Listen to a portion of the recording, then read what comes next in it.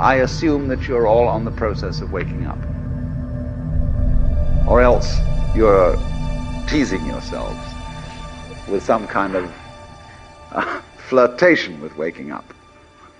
They want you to be talking about Justin Bieber, they want you to be talking about twerking. They don't want you talking about fracking, they want you talking about twerking. They want to get on with their job, shut your fucking mouths and watch this shit, you fucking morons. And I know, because I've been part of the charade, but, you know, I'm awake now. What I want people to know is that don't support the phonies, support the real. We are creatures on a planet. We are mammals. Look at the faces of the people that we're being asked to vote for as leaders. Look at them. Look at them. Feel it in your hearts. That ain't who's meant to be leading us. You know what I mean? Listen to the words that people say in their lyrics and tell me if that's some real if that's real to you. You know what I mean? Listen to what they're saying. Don't just bob your head to the beat. Peep the game and listen to what I'm saying and hold us accountable for it. What I say is that we're basically alright human beings. Whenever there's a disaster or an accident, people's impulse is to help one another. I'm thinking anyone that galvanises people, brings people together and points us to the better aspects of our nature and help us to overcome our basic things like fear and desire, I think these people are worthy heroes, rather than the heroes that are nominated today, heroes that are low vibrational frequency that make us concentrate on daft stuff. If you're not dark inside and you come to this world, it'll turn you dark. You know what I'm saying? And so, if you really have sunshine in you, it's not good to play in the dark. It's just going to extinguish your fire. And the reason I am who I am today is because I can look directly into my face and find my soul. The line between good and evil runs not between cultures, religions or creeds, but through every human heart. So I recognise in myself the capacity for selfishness, for lustfulness, for egotism, and because I recognise these qualities in myself, I would prefer a culture that didn't celebrate, exacerbate, stimulate the most negative aspects of our species, inculcate them, reward them financially, till we get to a kind of a cultural hysteria where we're destroying the planet. We don't need no more rappers, we don't need no more basketball players, no more football players, we need more thinkers, we need more scientists, we need more managers, we need more mathematicians, we need more teachers, we need more people who care, we need more, you know what I'm saying, we need more women, mothers, fathers, we need more of that, we don't need any more entertainers. It's too much money here. I mean, nobody should be hitting lotto for 36 million and we got people starving in the streets. That is not idealistic, that's just real. That is just stupid. There's no way Michael Jackson should have, or whoever Jackson, should have $1,000,000 billion and then there's people starving. There's no way. There's no way that these people should own planes and their people don't have houses, apartments, shacks, drawers, pants. I know you're rich. I know you got $40 billion, but can you just keep it to one house? You only need one house. And if you only got 2 kids, can you just keep it to 2 rooms? I mean, why have 52 rooms and you know there's somebody with no room? It just don't make sense to me. It don't. And then these people celebrate Christmas. They got big trees, huge trees, all the little trimmings. Everybody got gifts, and then somebody's starving. And they're having a white Christmas. They're having a great Christmas, eggnog and the whole nine. That's not fair to me. This world is such a, and when I say this world, I mean it. I don't mean in an ideal sense. I mean in every day, every little thing you do. It's such a, gimme, gimme, gimme. Everybody back off. You know, everybody's like, you taught that from school, everywhere. Big business, you want to be successful, you want to be like Trump, gimme, gimme, gimme, push, push, push, push, step, step, step, crush, crush, crush. If God give me breath for 20 more years, I see myself changing the world. Because my thought patterns are so opposite of what's the norm. So I would have to change the world, or I have to be changed by the world. As an actor, you play characters, and then if you go deep enough into those characters, you realize that your own character is pretty thin to begin with. You know? And then you suddenly have this separation and go, well, who's Jim Carrey? Oh, he doesn't exist, actually. There's just a relative manifestation of consciousness. And then somebody gave him a bunch of ideas. They gave him a name and a religion and a nationality, and he clustered those together into something that's supposed to be a personality. because self is a temporal illusion. I suppose the ultimate truth is oneness, that this is a temporary illusion, that we temporarily occupy these flesh puppets. We believe so much in our identities, we believe in our individualism, and I talk as a very sort of egotistical man. Look at my hair, look at these bracelets, look at these ridiculous boots. I'm a person who believes in the nature of my own individualism and my own identity. But on a deeper level, I recognise that all these things are transient, and what's important and what's defining are the things that we all share: love, unity, togetherness. There's a level of connectivity. That's really what you want in life. You want to feel connected. You want to feel relevant. You want to feel like you're a participant in the goings-on of activities and events around you. That's precisely what we are, just by being alive.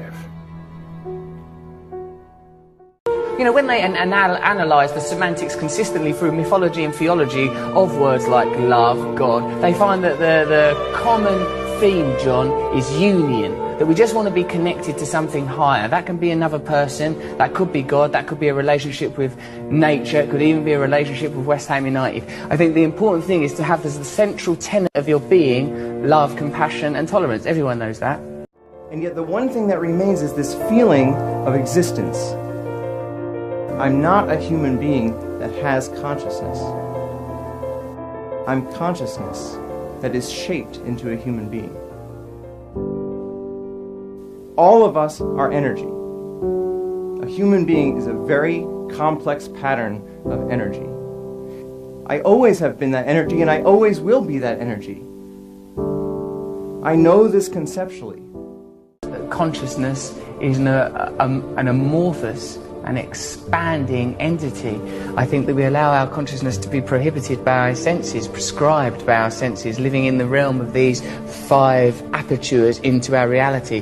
But reality is limitless, space is infinite, time eternal. Through yoga, one can temporarily break the bonds that chain us to the mundane, the mondial, that which is of the earth, and we can temporarily at least receive a taste of the infinite. You see, you're never going to get enough. You already are everything.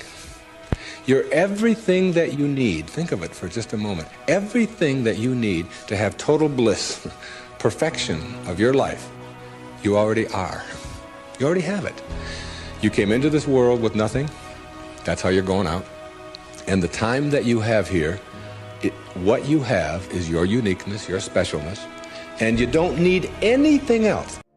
Ego tries to convince us we need to get something, this immortality, that we already possess. Ego is the voice in your head that says you're not as good as that other person. Maybe you need to do something else to make yourself better, to add to yourself. You know, and that's what it constantly is doing. It's trying to keep you from being you and me right now, loving this and loving this life. Once you realize you're complete, then this life and everything in it becomes a play of form. And hell is when you sleep, the last thing you see is all the fucked up things you did in your life. And you just see it over and over again. Because you don't burn. Because if that's the case, it's hell on earth. Because bullets burn. You know what I mean? It's people that got burnt in fires. That means they went to hell already. You know what I mean? All that is here. So what else? What do you got there that we ain't seen here? What, you gonna walk around aimlessly, that zombie? Nigga, that's here. You ain't been on the streets lately? You know what I mean? What heaven is now. Look, we sitting up here, live big screen. It's heaven for the moment. You know what I mean? Hell is jail. I seen that one. Trust me, this is what's real. And all that other shit is to control you. I believe that God is the presence of good that is within each individual person, whether he knows it or not. The presence of God, the presence of all good, the potential of good is within each individual and not in the sky somewhere. I usually say, when you find the heaven that is within you, then you will find yourself in heaven. Not until then, because heaven and hell are both states of mind. When a person is in a very doubtful and negative state of mind, he's always going to catch hell. But when the individual finds the heaven, the harmony, the God, the good, the love that is resident in his own being, then he begins to experience heaven. We are taught that either God or the devil are responsible for what happens to us. I teach that the individual is responsible for his condition. The responsibility for our lives does not lie with some deity in the sky, but it lies with the God power within each one of us. This is my spot. This is the center of the universe. It's where I hang out with Buddha and Krishna and, you know, all those guys. Are you a Jesus. I'm a Buddhist, I'm a Muslim, I'm a Christian, I'm whatever you want me to be. You know, it all comes down to the same thing. You're in a loving place or you're in an unloving place. I say that God is within you. The power and the potential that you need to be successful and prosperous are within you, and you have to work with that. You believe in God? Yes, I believe in God, But I believe that God is within the individual. I do not believe that God is apart from man. I do not believe that God is a big man in the sky. I believe that God is the big man within me and you and you. God is the big man within everyone, not a big man in the sky. I am God appearing as me, and this is true of everyone. I teach this to everyone. You are God appearing as you. But in the one God, which is really consciousness or self-awareness, every man is God of his own experience.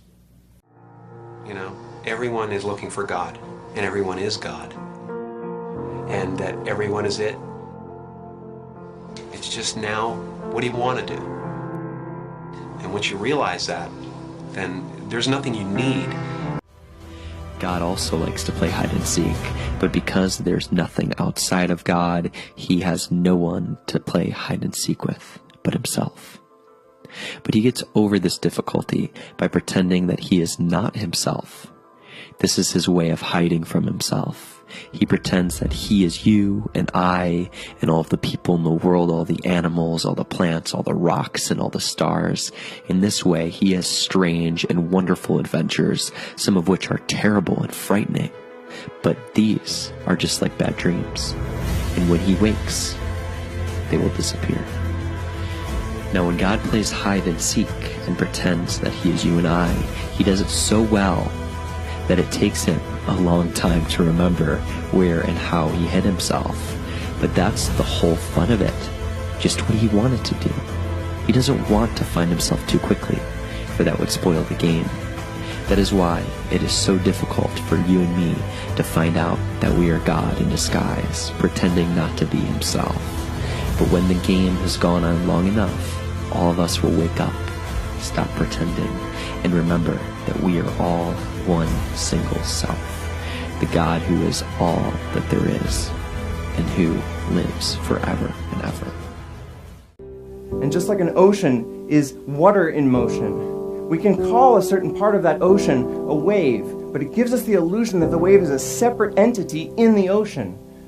But a wave is not in the ocean, a wave is the ocean.